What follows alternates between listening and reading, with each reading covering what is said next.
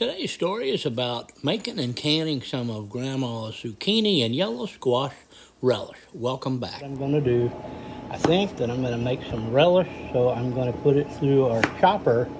Okay, and this is that small screen that I was talking about. It's blades, and you just push it down and it squeezes it all through. Next. And next. By the time you're done, you have some beautiful, really fine sliced zucchini. It'll be right good. Now we got 8 cups of diced zucchini, and we're going to do 4 cups. 4 cups of squash, yellow squash. Okay, we've removed the seeds, and now it's too big. Too buku.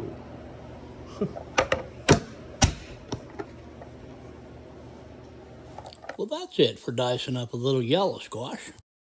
Next, we're going to dice up some yellow onions, about 2 normal sized to big ones. We should do it.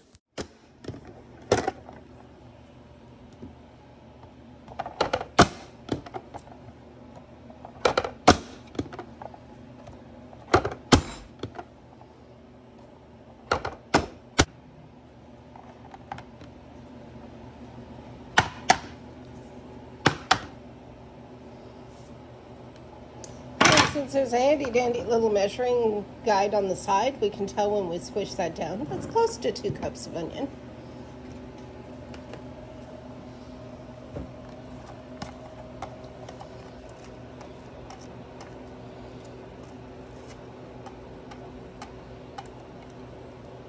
You want to do another one?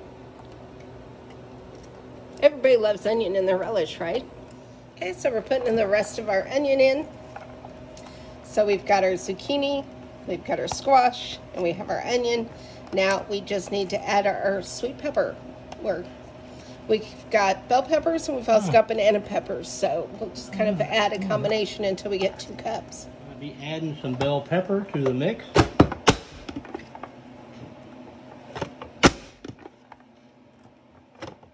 And we want to keep chopping until we get a full 2 cups of peppers. We're going to use a combination of sweet bell peppers and banana peppers. As long as they're sweet peppers, they'll work.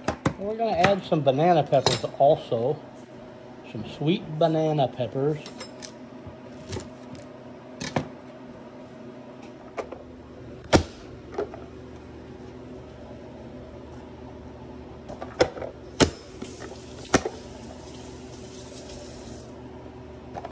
Okay, so we've got our green peppers and our banana peppers, and we're going to add that to our mix. So we're going to put canning salt on the vegetables to draw out some of the moisture, and we're just going to toss it in there. We're going to mix it up real good. How much are we putting in? We're putting a total of about 5 tablespoons in here. Okay, now you need to make sure that the salt you use can be any salt as long as it's not iodized. Canning salt's usually the best. Mixing it real good. We're going to put a little tea towel or something over it, and we're just going to sit on the counter for at least 12 to 24 hours. Yeah, but we've got that part of it done. That's the hard part. So there's quite a bit of moisture in here. Now what we're going to do is just put it into a strainer and rinse it, get all the salt off, and rinse all that liquid away. I know it seems silly to put it in water to rinse away moisture, but it works. Trust me. Gotta get the salt out.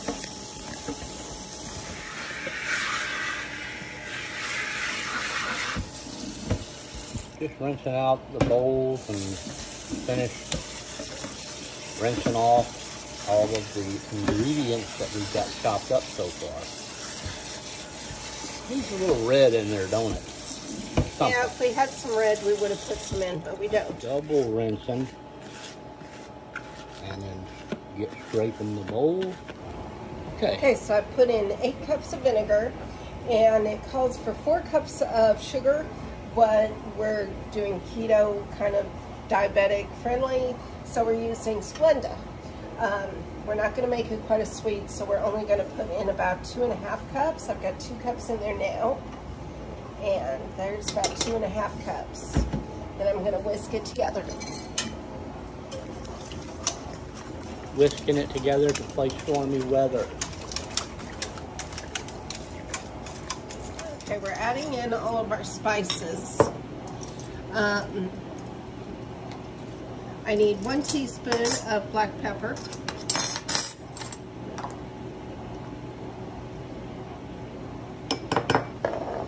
I need 1 teaspoon powdered mustard.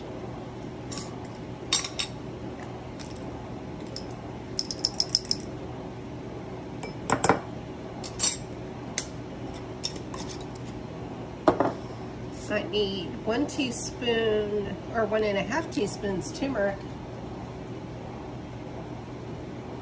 Gotta be careful with this because anything you get this on is gonna stain.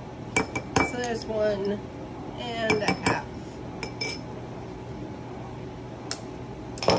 And 1 teaspoon nutmeg.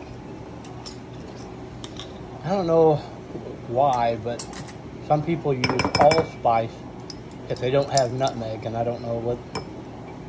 Allspice has more than just nutmeg in it. Yeah. I think it's got cloves and cinnamon in it. Oh man. 3 teaspoons celery seed.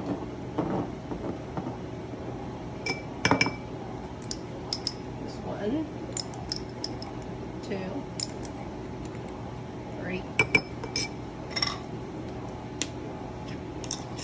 And 2 tablespoons of cornstarch.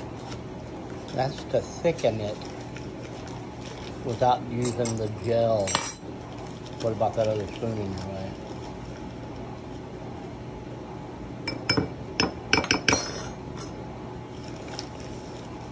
Now you want to add the cornstarch before you start heating everything up because you want to be able to get it all mixed in there without it clumping.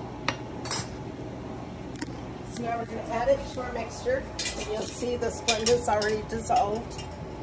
And we're just going to sprinkle this all in. Whisk it in there for good. Now we're going to start the heating process.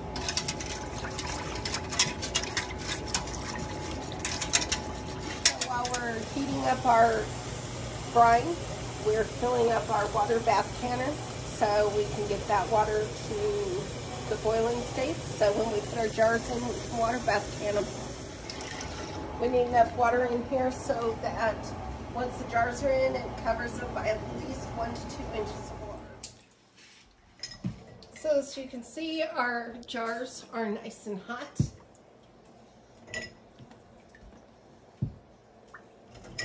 We sterilized them in the dishwasher. We are stuffing the jars with as much as we can get in it.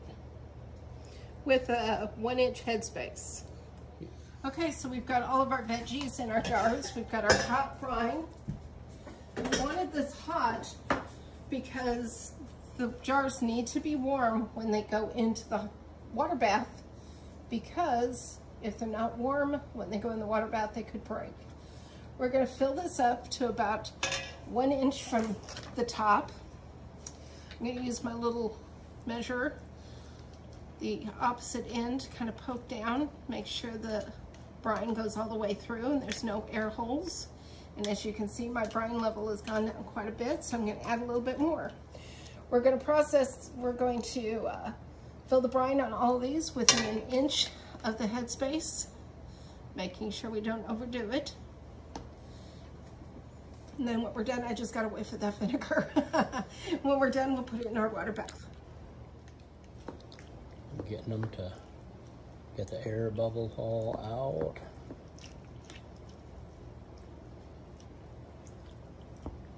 Then we'll have to add. It's still bubbling up, trying to get the air bubbles out. Yeah, it's trying on its own, ain't it? Uh-huh.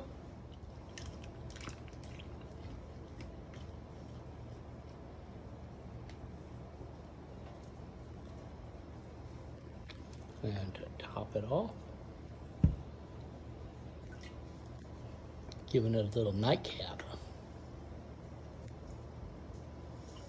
Now a good eyeballing method for this 1 inch is this rim right at the jar, the second bottom rim is about 1 inch from the top. So that kind of gives you an idea of where you need to be without using your measurer.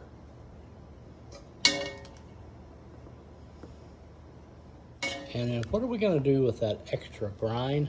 It's really good, from what I understand, for use for making coleslaw. So we're going to go ahead and can it too, and then have it to make coleslaw. I've wiped the tops of these off with a paper towel, wet paper towel. Yeah, okay. So a magnet picks up one lid, put it on top, put it on top. Sometimes it picks up two. No, that didn't work.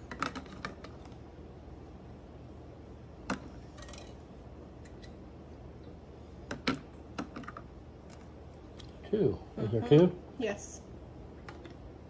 Yeah, okay. There we go. And then to put the wings on, hand just finger tight. You squeeze it till it, turn it till it stops, and then you go an eighth of a turn more. Okay, we're gonna put them in the water bath and let them process for 15 minutes.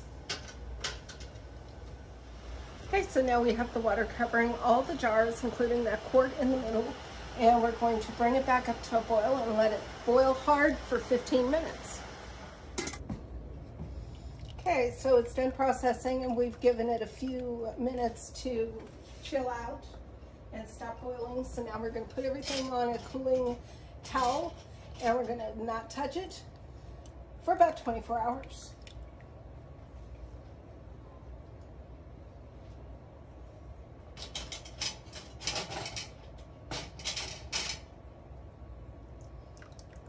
Please resist the urge to tip it to get the water off.